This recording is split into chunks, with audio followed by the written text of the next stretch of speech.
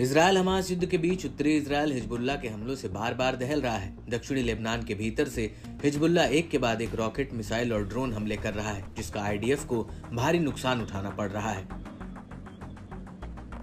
7 अक्टूबर 2023 के बाद से हिजबुल्लाह गाजा में हमास को बचाने के लिए उत्तरी इजरायली बॉर्डर पर हमले कर रहा है।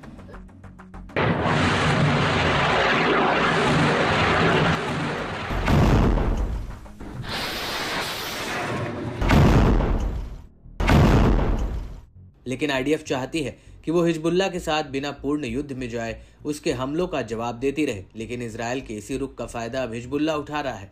हिजबुल्लाह ने एक बार फिर से 11 जून 2024 को एक ही दिन में उत्तरी इजरायल पर 80 से ज्यादा रॉकेट हमले किए। सबसे पहले तो हिजबुल्लाह ने आईडीएफ के एक लड़ाकू जहाज को खदेड़ने के लिए एक हवाई हमला किया और उसके ऊपर जमीन से हवा में वार करने वाली एक मिसाइल दाग दी।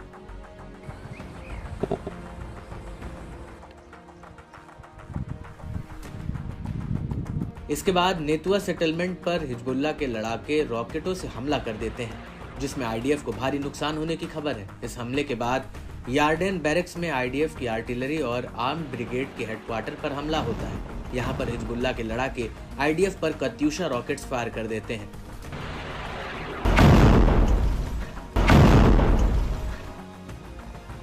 इसके बाद हिजबुल्लाह के लड़ाके मैतुला सेटलमेंट, बारम फॉरेस्ट, मिसगाव आम सेटलमेंट पर भी ताबड़तोड़ हमले कर देते हैं। और उधर कफार चौबा और गाशेर हाजीफ सेटलमेंट पर हिजबुल्लाह दर्जनों से ज्यादा कत्यूशा रॉकेट्स दाग देता है।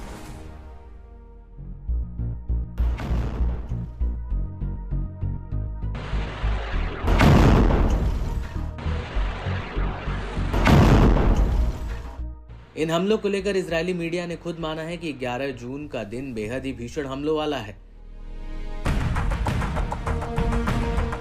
वहीं दूसरी तरफ इजरायली सेना ने भी हिजबुल्लाह के इन हमलों का कड़ा जवाब दिया। दरअसल इजरायल के एक हवाई हमले में हिजबुल्लाह का सीनियर कमांडर तालेब अब्दुल्लाह मारा गया। अब्दुल्लाह दक्षिणी लेबनान के जोइया कस्बे में मारा गया। बड़ी बात यह है कि यह इलाका इजरायली बॉर्डर से महज 15 किलोमीटर दूर है और अब्दुल्लाह के साथ हिजबुल्लाह के 3 और ऑपरेटिव मारे गए हैं।